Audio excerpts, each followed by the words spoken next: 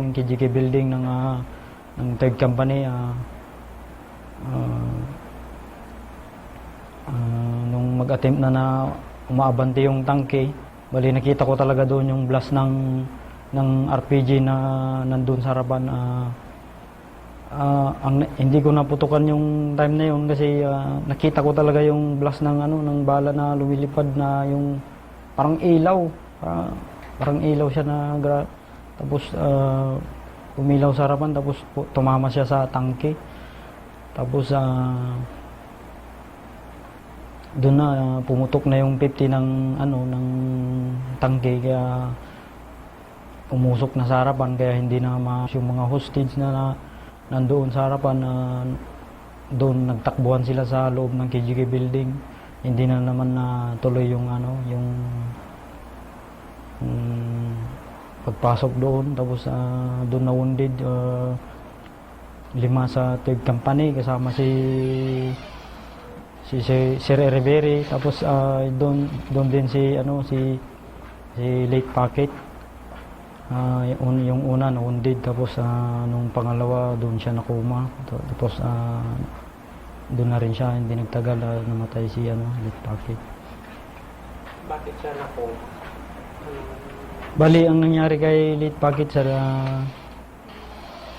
nung masigla na siya, tapos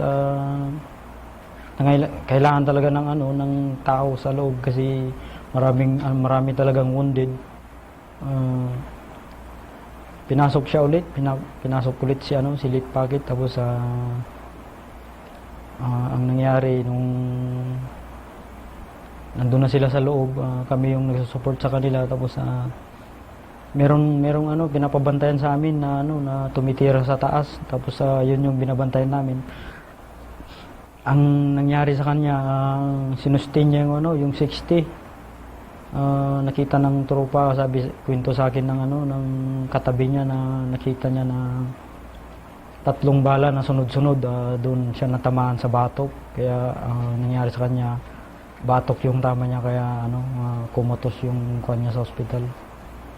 Pero ang balita noon, parang nagre-reply na rin siya, yung nagsisenyas na siya na okay, ganyan. Pero hindi nagsasalita. Pero hindi pa rin siya nagtagal kasi batok yung tama niya, kaya doon pa rin siya namatay. So ano yung nangyari nandun na kayo sa KGK, sabi mo, tapos napasok na yun ng kampo? Ano yung naging papel ng inyong ambulance na yun? Nung nandun na kami sa KGK building, bali kami yung squad na iniwan doon. Bali yung squad ni Sir Alciao, doon sila sa kabila, doon sa may napicturan, maraming tropa na building. Tapos naiwan kami sa KGK building. Tapos nakuha yun day 9 ng firefight, nakuha yung KGK building.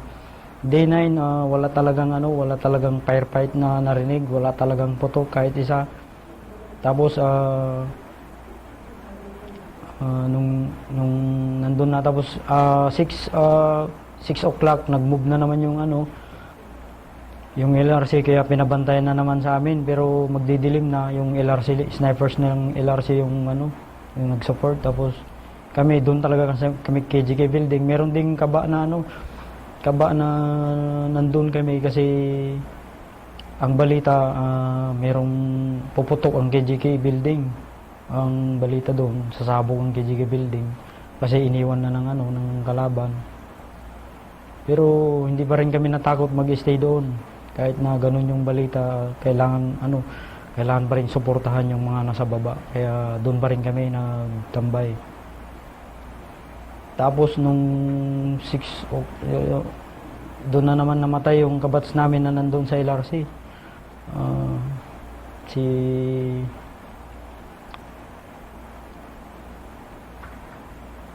Si Late Olivar, doon na naman siya yung time na papasok sila sa baba, pasukin nila yung isang bahay, hindi nila alam na marami pang kalaban doon. Sobra talagang dami ng kalaban. nandun sila, hindi sila gumagalaw, pero pag alam nila na magagalaw yung tropa, merong lalabas na isang baril lang. Kasi yung ginagawa ng kalaban, gumagawa na sila ng butas na kasya lang yung baril ng plus oppressor ng ano. Tapos yun lang talaga yung ilulusot nila sa butas, puputok sila, ganun yung ginagawa ng kalaban noon. Pero dahil sobrang lapit na sa amin, sa ganun na mga ano na kalaban, kaya na naman namin na bantayan yung butas na yun. Kung nandoon man talaga yung ano, yung meron pang pareng kalaban doon, doon din namin ano binabantayan mga butas na mga pader ganyan. Yun talaga yung mga binabantayan namin. Ano yung pinagkakaiba ng nakasanayan natin na ang training lang is gubat, forested, tapos naging urban? Para sa akin sir, yung pagkakaiba niyan sa gubat, mas mahirap sir, mas mahirap dito sa ano sa urban kasi kung sa gubat pa pagdapa mo parang naka ano ka na, naka-secure ka na kasi dumapa ka na, tapos pero ang doon sa urban magkadikit lang doon, bakod-bakod lang yung ano, pagitan. Meron dyan yung makita mo yung tropa na hagisan ng granada, takbuhan, makita mo yung magtakbuhan ano, hagisan ng granada kasi kabila lang yung kalaban. Dadaan-daanan lang, hindi, pero ano, hindi alam na nandun pala sa kabila. Ganun lang yung ano, yung sitwasyon doon na bali hindi mo alam na nandun lang sila sa kabila ng bakod, hagisan lang ng granada. Yun yung kahirapan sa ano sa urban. Tapos makita mo talaga yung kahit na yung sa dami ng pader, dikit-dikit yung bahay, talagang hirap yung ano, hirap talagang pasugin kasi hindi mo alam yung bakod na tatagusin mo, meron na naman doon sa kabila, tapos sa kabilang bakod na naman meron na naman nakaabang doon. Yun yung nakita namin na sitwasyon doon nung dikit-dikit na kami sa ano sa loob. Bali ang position na lang namin, hindi na susobra sa 100 meters, bali talagang close fight na doon. Tapos ang kalaban talaga halos nakukompress na sila noon, bali nabibilang na lang yung bahay na pinoposisyonan nila. Hindi namin nakalain na yung parang yung kalaki lang ng bahay, parang yung size ng kwarto na ano, maliit pa yung size ng kwarto, maliit pa sa size ng kwarto. Hindi namin nakalain na nagkasya doon yung mga hostage na lumabas na sobra 25 na katao. Hindi namin nakalain na nabuhay pa sila doon ng ilang araw. Yung time na ano, kasi yung time na nagsusurrender na yung kalaban, kami yung nakakita na ano ng mga nagtataas ng flag, bali yung tinatawag namin sa companies na yung ganito na location na may nagtaas ng flag, tapos i-confirm ng company, gagamitan nila ng megaphone, tapos ganito pinapalabas yung ano yung kalaban hanggang sa ano matuloy-tuloyan na mag-ano na sila mag-surrender ganyan. Pero meron yung time din na yung siguro sa sobrang gigil ng kasama ko, yung sa PNP na kabady ko, sobrang gigil niya siguro na ano na yung time na lumabas na yung kalaban na ano surrender, meron siya talaga nabirahan doon. Pero tinawag sa radyo, sabi na ceasefire muna kasi magsusurrender na. Yun yung binabantayan namin, nakikita talaga namin na lalabas sila sa mga kwarto ganyan. Kitang-kita namin, tapos tinatawag namin sa company na yun yung day na yung maraming nag-surrender yung araw na yun. Ano yung lesson learned na natutunan mo? Bali, bilang isang sundalo,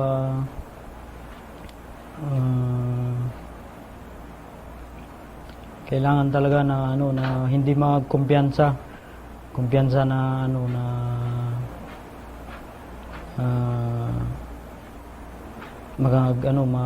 walang security ganyan.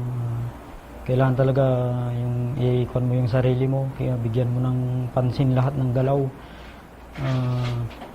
Kasi yung sinasabi nila na may sniper, ganyan. Kaya sa amin kasi nung una, walang parang wala lang sa amin, security sa sarili. Kailangan hindi magkumpiyansa sa sa sitwasyon, kahit anong sitwasyon, mapabundok man o urban yung ganyan na klase ng gera. Bali nung time na first week, yung pag ganun na naiipit yung kalaban nung talagang madikitan na ng tropa, ang ginagawa talaga nila yung tactics nila yung magsunog. Nung una parang ang sunog na nangyari, ang nasa isip ko parang aksidente na sunog. Parang hindi ko pa naisip noon na talaga palang ginagawa nila yon. Ano yung advantage sa inyo na sniper pag may sunog? Para sa amin, pag ganun na may sunog, yung hindi namin sila makita, yung parang yun yung time na nila na secured. Parang ganun yung iniisip ng kalaban, yung ganun na magsunog sila. Parang hindi man sa cover na sinasabi, pero parang yun yung time na parang naka-hide yung mga kalaban, kasi sa sobrang kapal ng usok, kahit naka-scope kami, nakukuberan ng usok yung mga position ng kalaban, ganyan.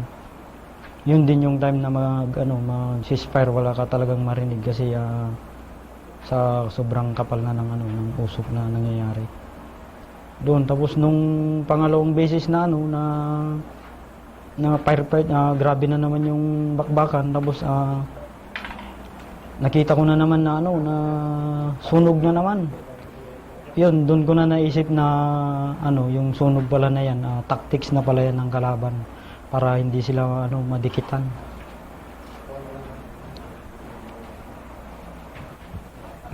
Tapos yung sigurong pinakamalaking sunog, yung pangatlo. Yung pangatlong sunog na yan, yun yung time na nakita talaga namin yung bata na na tumatakbo, tapos may dala-dalang dalang bote na doon ko nakita na ganun yung tactics na ginagawa nila sa pagsunog. Bali, nakita namin yung hawak-hawak niya sa squad namin, yung nakabantay doon. Tapos nakita talaga namin na na hinagis ng bata, tapos pumutok yung tapos doon pala yung ginagawa nila na magsunog sila. Tapos yung bata na yon nakuha din namin. Tapos nangyari kasi parang may doon nagtakbuhan yung mga kalaban, tapos doon naman nag-umpisa yung firefight, yung mga lahat ng cruiser ng 7 company nakaposisyon talaga, tapos sinisecure na talaga ng lahat ng nasa paligid, tapos pati yung mga armor, ganyan. Tapos kami na mga nakaposisyon sa second floor building sa bahay ng isang civilian doon. Talagang nandun pa rin kami sa taas sa kahit na palapit na yung apoy, tapos kasi yung mga yung mga nagtatakbuhan na kalaban, doon talaga kami apat kami na na nagbabantay, kasama yung isang sniper ng 7 company, si Navarro, tapos tatlo kami na magkaka-squad, si yung PNP, tapos si Tagal, tapos ako, tapos nung nandyan na yung apoy, talagang mainit na sa location namin, saka lang namin inabandon yung bahay na yon. Tapos nandun pa yung time na na yung bayno namin naiwan, sabi ko kunin ko talaga yun, hindi ko iniwan talaga yung bayno na dala-dala ko, kasi yun yung ginagamit namin. Andyan na yung apoy, pero binalikan ko talaga, balik kinuha ko. Tapos ginawa ni Sir Linaresas doon, kasi dadaanan namin yung Los Tres Street na pinag-i-snipan ng kalaban na sinasabi. Ginawa ni Sir Linaresas, kasi lilipat na naman kami ng position. Nakita ko talaga doon na na yung yung ano ni Sir Linaresa sa amin na isakay kami sa ano sa armor vehicle na ano itawid lang sa Lustre Street para makatawid na naman kami sa ano sa ibang posisyon. Lipat na naman kami ng posisyon sa may hospital na naman kami bumalik. Doon na naman kami nagano. Pero yung time na yun, malaki yung sunog, parang yun yung pinakamalaking sunog na nangyari. Wala na naman yung firefight, parang gumahimik na naman ganyan. Parang yun yung ginagawa nila na ano na panggober sa mga kalaban pag madikitan sila. Yung magsunog sila.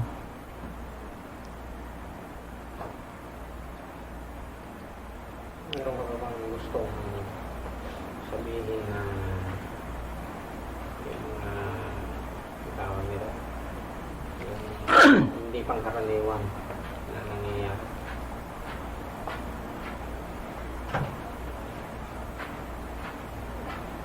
Yung mga lesson, yung mga hindi sabihin natin hindi mali pero yung nagawa tapos hindi pala dapat yun. Doon sa ang nakita ko nung nandun na kami sa KGK building, doon na kami nakaposisyon. Yung time na